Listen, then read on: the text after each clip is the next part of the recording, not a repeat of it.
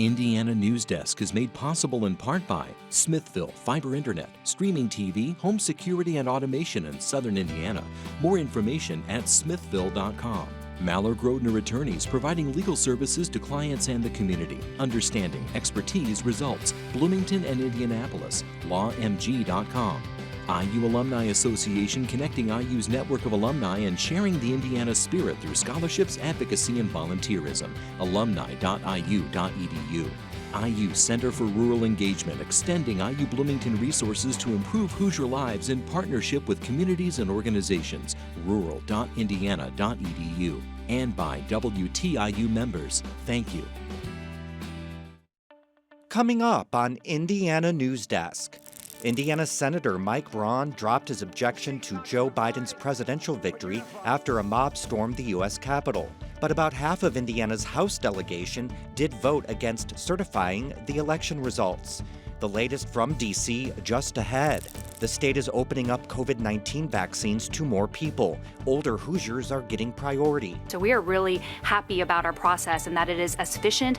And the other thing I want to say is it's safe, right? We want to continue to space people out when they're coming in to get their vaccines. The 2021 legislative session kicked off this week. Issues related to COVID-19 will likely dominate the debate, but redistricting is still a top priority for the state's Democratic leaders. Now we're operating from the standpoint of we have to have at least some standards put in place for redistricting. Those stories, plus the latest news headlines from across the state, right now on Indiana Newsdesk.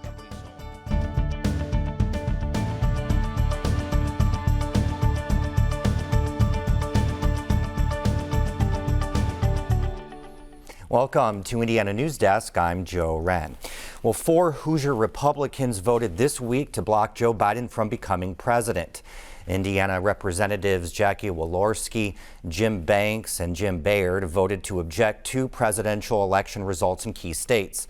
And Representative Greg Pence, Vice President Mike Pence's brother, voted to object to Pennsylvania's Electoral College votes.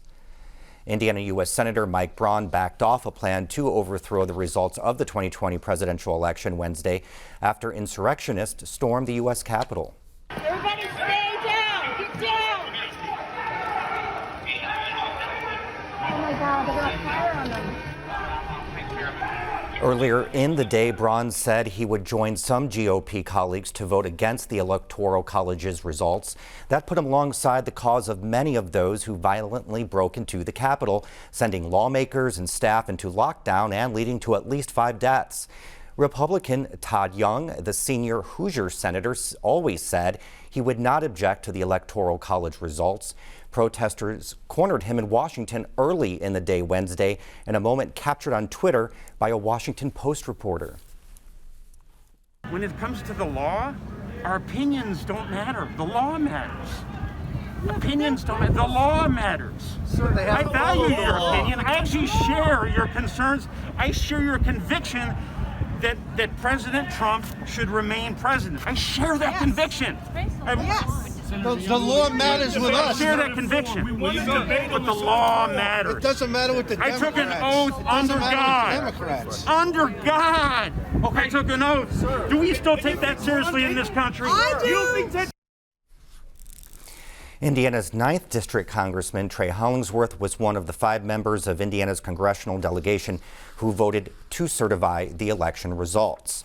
Well, the Republican Party has been defined over the past 4 years by its loyalty to President Donald Trump. The party's usual excuses for Trump fell short against the scene of mobs occupying some of American democracy's most sacred spaces. Paul Helmke, the director of the Civic Leaders Center at IU School of Public and Environmental Affairs, joins us now to talk about what's going on in Washington and the future of the Republican Party. Thank you so much for being with us. I just want to start, just kind of get your take. What led to what transpired at the Capitol in Washington Wednesday? What a horrible day. What a sad day for American democracy. And it really deals with challenging the final results of the election. And the results of the election were final by any constitutional or legal measure when the when the electors voted on December 14th. People forget 20 years ago in the Bush v. Gore case, Supreme Court said all of your contests, all of your objections, all of your legal fights have to be done before the Electoral College votes. So this has been over since December 14th. Anyone who tried to convince people, and that includes President Trump, some of our electeds, that there was still a chance, they were going against the Constitution. They planned this session on January 6th. They had a rally. President Trump told them to go to the Capitol and to fight, and we saw the consequences. Now, there's talk of invoking the 25th Amendment or impeachment to remove the president from office. Do you see either of those happening less than 2 weeks remaining in Trump's term? It's there's not much time left to do either. I think it's probably the most important thing is to let the president know that folks have their eye on him and they're not going to allow him to stray any further. But I think that needs to be done perhaps by the House starting the impeachment proceedings quickly. The 25th Amendment works more quickly than impeachment, but that's something, if Trump objects to it, it then goes back to the House and the Senate and there'd be a vote. So that would delay things too. Congress needs to send the message that this behavior will not be tolerated, and we don't want to see anything like that till January 20th. This is a dangerous time for us. How do you think history wound up judging the actions of the president that led to the insurrection that we saw at the Capitol? I think January 6th is going to define the Trump presidency now. Any good things he might have done, other bad things that he might have done are going to pale in comparison to asking a mob basically to try to undo the democratic election, to try to undo the constitutional process. People have been jailed for less incendiary things than the president said on Wednesday. All right, Paul Helmke, thank you very much for being with us today. Thank you. So COVID cases and hospitalizations are continuing to increase since the holidays. About 550,000 Hoosiers have now contracted the virus since the start of the pandemic, and the number of Hoosiers hospitalized with COVID-19 related illness is now back above 2,800. We have to continue to practice good public health measures, and vigilance is just as key as the vaccine is, so one doesn't replace the other. The state added a dozen more Indiana counties this week to its list of those at highest risk of COVID-19 spread. 57 of the state's 92 counties are in the most dangerous red category. All other counties are in the next riskiest orange level. The state is beginning the second phase of its vaccination distribution today. Those ages 80 and older are now allowed to begin getting the vaccine. Indiana healthcare workers and nursing home residents and staffers started getting the vaccine last month. State health officials say in the coming weeks they'll start offering vaccinations next to those 70 and older and then 60 and older. Those age groups make up 93% of Indiana's more than 8,700 coronavirus-related deaths since March.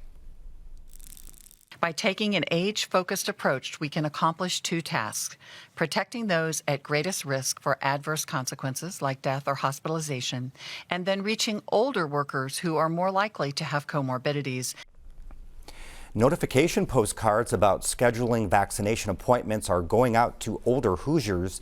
Indiana has about 250,000 residents 80 and above and 1.5 million older than 60. Now, how quickly the vaccine is expanded to age groups will depend on if the state receives the 78,000 vaccine weekly doses expected through January and how many appointments are made. The governor says he hopes that's a matter of weeks, not months. Well, for the first time in 70 years, the federal government is preparing to execute a woman.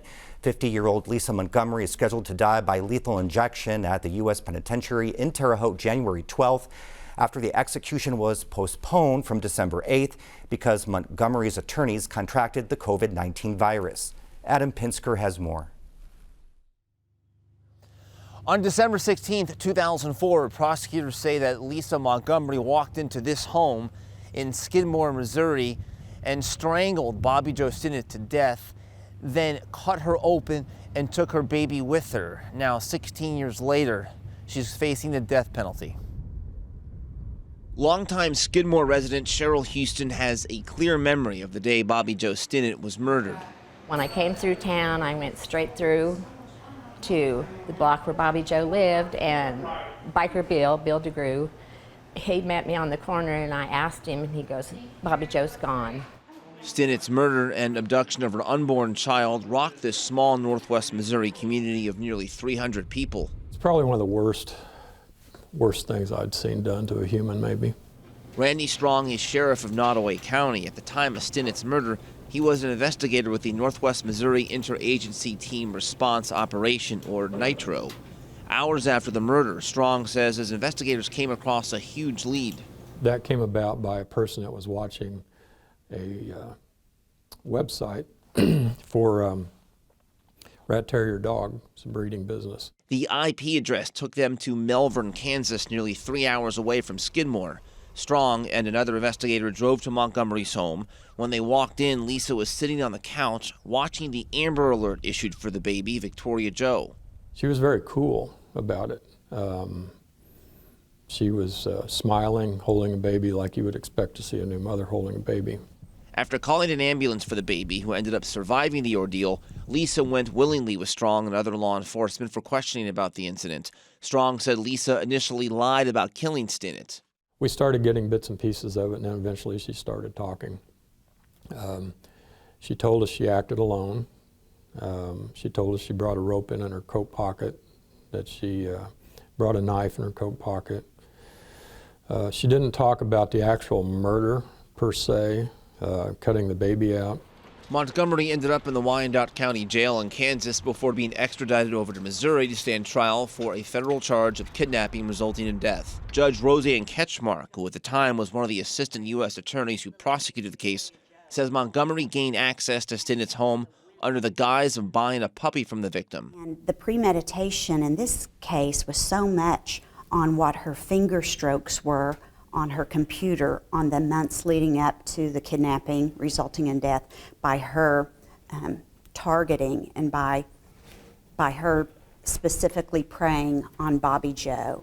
In 2007, a jury sentenced Montgomery to death, but one of her attorneys during the appeals process, Kelly Henry, says key evidence about Lisa's mental health was not heard during the trial. The centerpiece of the pseudosciasis defense was a man by the name of Dr. Ramachandran, who is from India.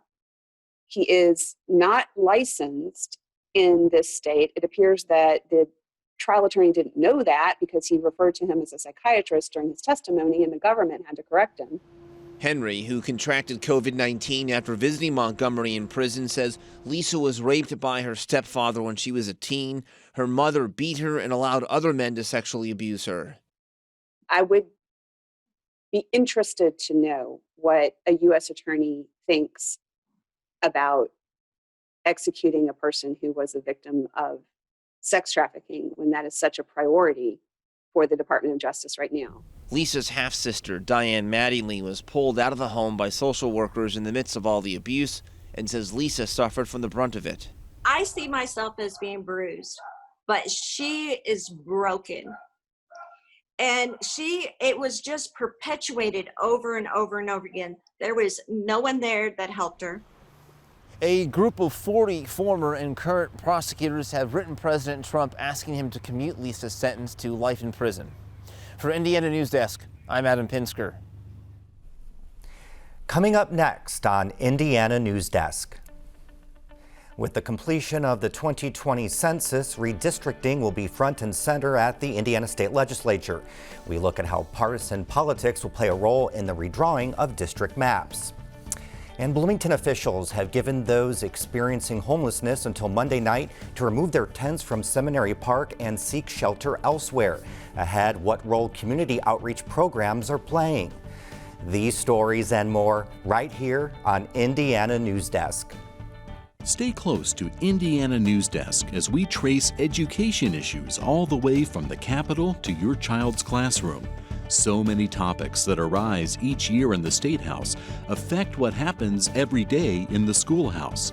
The WTIU News Team is committed to helping you stay up to date with the issues that affect your family's future.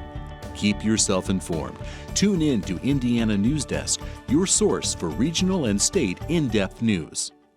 There's never been a more important time to make sure facts and the truth are driving conversation. Washington Week is an island of civil discourse in a chaotic media environment. On Friday nights, we gather the best reporters in the nation to unpack what's really happening and have a conversation that's not about point of view, but about informing the American people. Washington Week.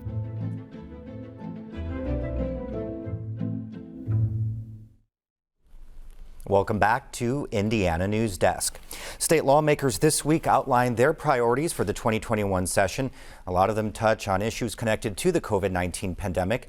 But as Mitch Legan reports, House Democrats, like they have for years, are urging Republicans to enact restrictions on redistricting, but it's likely too late.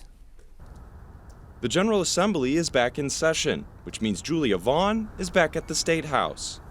2-3 times a week. I mean, the General Assembly typically works Monday through Thursday, so it's, definitely a full-time job. Vaughn has spent over 2 decades pushing redistricting reform for the nonprofit Common Cause Indiana, and says it's something people are paying more attention to now than ever before. The public recognition of the importance of redistricting and how much it impacts elections, that has changed dramatically over the last 10 years. Republicans were in control when the state completed redistricting back in 2011. By 2012, they secured a supermajority in both the House and Senate and haven't looked back since. You see that in the fact that they not only have been able to get to the supermajority, but keep it and even expand it in some degree. After census data are collected each decade, the Constitution requires states draw new electoral boundaries for U.S. congressional and state legislative districts. 14 states give redistricting commissions primary control over drawing lines. In Indiana, the state legislature's in charge. Indiana is probably has fewest restrictions, either culturally or legally, on what can be done when they're drawing the lines. Advocates like Vaughn say when Republicans run statewide, support often hovers in the mid-50s, but partisan redistricting or gerrymandering allows them to keep the legislature around 70% Republican and avoid any real Democratic priorities. Given the chance to draw lines, the majority party, when they're in power, like they clearly are in Indiana, will draw the lines to their advantage. Vaughn isn't the only one who feels partisan gerrymandering allows legislators to pick their constituents, not the other way around. So Common Cause and other voter advocacy groups are creating a multi-partisan Citizens Redistricting Commission for the public to give input and make third-party maps to compare with those drawn by the legislature. Our idea is to make a public process for redistricting so that the districts are drawn with the public interest driving instead of partisan political interest. Republican leadership has been hesitant to embrace such a strategy, saying that a truly nonpartisan commission is next to impossible, and they're even less keen on a fully independent redistricting commission. We're going to make sure that we have lots of public hearings and lots of public input about communities of interest that are across the state so that we are careful about where we draw our lines and not divide those communities of interest. It's understandable that a politician doesn't want to say, well, I'm just going to give that power up and then hope it comes out okay for me. No, I'm going to stick here with my buddies. We'll draw the lines to make sure it comes out the right way. But the Supreme Court ruled in 2019 that partisan redistricting is an issue beyond the reach of the courts. When it boils down to it, it's politics. If it was a Democrat in charge, there might be some different maps gerrymandered for Democrats. But that doesn't make it right to do it. Just because I do something doesn't mean you should do something, especially when it's bad. As activists like Vaughn advocate for third-party approaches, Senate Minority Leader Greg Taylor will try once again to get a reform bill passed before redistricting occurs at the end of the session, especially since the process will likely be rushed. Census information won't be available until the end of March, just a month before the session ends. It does not include a commission. It's too late to put that together. Now we're operating from the standpoint of we have to have at least some standards put in place for redistricting. Restrictions would include things like keeping districts compact and not dividing cities and counties between districts. But Bray doesn't expect them to pass. There are reasons if we don't do our job well that the court could throw some of those things out. So those requirements are already in place through case law, and we're certainly going to adhere to them. Advocates hope the Citizens Commission will provide Hoosiers with a look at how a redistricting commission would work before the legislature takes another crack in about the year 2031. For Indiana Newsdesk, I'm Mitch Legan. Well, now for headlines, we go over to Ethan Burks, who has the latest on this week's top stories. Thanks, Joe. Indiana lawmakers are fast-tracking legislation to provide schools full funding for students learning remotely because of COVID-19. The bills essentially redefine what constitutes a virtual student for the remainder of this school year to ensure that traditional in-person schools won't see any reduction in basic per-student funding. Still, the bills are temporarily fixes because they would expire at the end of the spring 2021 semester. Legislation proposed this session would ban local governments from ever decreasing budgets for police and fire departments. The measure is a response to the debate raised in 2020 over defunding the police. Senator Mike Bocek says the bill aims to eliminate the possibility that any decrease to public funding can ever become, quote, a political bargaining chip. This is such an important issue that we do not want to allow that to be something that can be threatened or can be used as a threat or as just a form of public discourse. Bohaka couldn't name an Indiana community that has defunded the police, nor could the Indiana Sheriff's Association or the Police Officer and Firefighter Associations, which also support the bill. Opponents of the bill say it would de-incentivize local governments from reducing costs that don't promote the quality of public safety. Indiana hasn't announced when it will begin sending out an additional $300 in unemployment benefits. The so-called Continued Assistance Act would restart additional federal pandemic unemployment compensation benefits at a lower rate. It was originally at $600 and extends the length of time an unemployed worker can be eligible for those benefits. About 500,000 Hoosiers each week are still filing or continuing claims for unemployment benefits. As winter continues, people experiencing homelessness in Bloomington's parks have been camping overnight in tents to keep warm, but the problem is that violates park policy. The city has issued a notice to remove all tents by next week.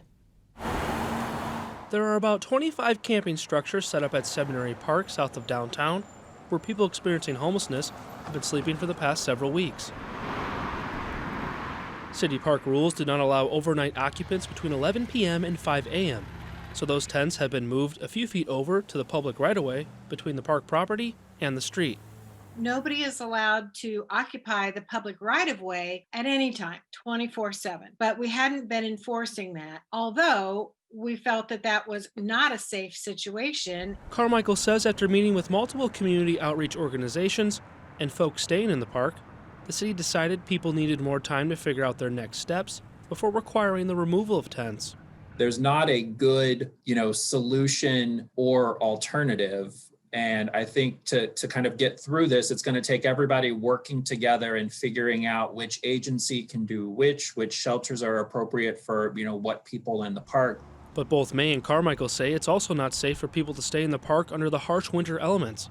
You run into issues like frostbite, hypothermia, other, kind of cold-related illnesses, not to mention, just being in a public space during a pandemic where everyone is in close proximity. Forrest Gilmore runs the Beacon Shalom Center, a local organization that helps shelter those experiencing homelessness and tries to provide resources. He said during its last survey of Seminary Park, there are about 30 or so individuals living in the encampment, and trying to find proper living arrangements in such a short period amount of time is very complicated. My concern, of course, is that in that time, people will disperse, become harder to access. They will become less visible, more hidden, so we'll be less able to take care of them. Gilmore says he hopes as many people as possible find safe shelter in the short term before the city begins taking down the encampment. We have a major affordable housing crisis in our city, and we are just pretending like it doesn't exist, or certainly not doing anything to change how we do things to prevent it from existing or to create a different scenario. People sleeping in the park will have until Monday, January 11th at 11 p.m. to vacate their tents and seek shelter elsewhere. But at that same time, there will be street outreach representatives working to find people a place to stay. Gilmore is requesting the city to push back the removal date until they can find a place for everyone in the park to stay. He says right now there isn't enough space in local shelters. Fadi Kaddoura is one of the newest Hoosier state senators and the first Muslim American to serve as a state lawmaker in Indiana history. Kaddoura said he's proud to be Indiana's first Muslim lawmaker, but he's also aware of the heavy responsibility that comes with it. Especially for our young generation to feel that and know that when you want to make change in your community, in your city, in your state, it is possible, even if your name is Fadi, even if you're a Muslim, even if you're an immigrant. Kadora said he'll bring all his perspectives to the service as a lawmaker, working with both parties to help improve healthcare access and education. The NCAA announced this week the men's basketball tournament will be played entirely in the state of Indiana. One of the host sites will be Indiana University's Assembly Hall. There will be 8 teams located in Bloomington, which will host first and second round games beginning March 18th. Baker's Life Fieldhouse, Hinkle Fieldhouse, and Indiana Farmers Coliseum in Indianapolis will also be used, as well as Purdue's Mackey Arena. So, Joe, the tournament is coming back to Bloomington for the first time in a long time. All right, thank you very much, Ethan. And that's the end of this program, but our work continues online as we cover the news throughout the week at WTIUnews.org. Have a great weekend.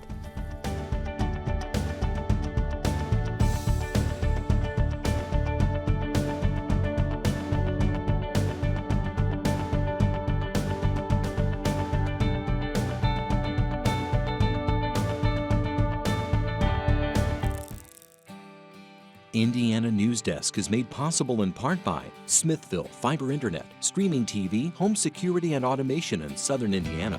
More information at smithville.com. Maller Grodner Attorneys, providing legal services to clients and the community. Understanding, expertise, results. Bloomington and Indianapolis. LawMG.com.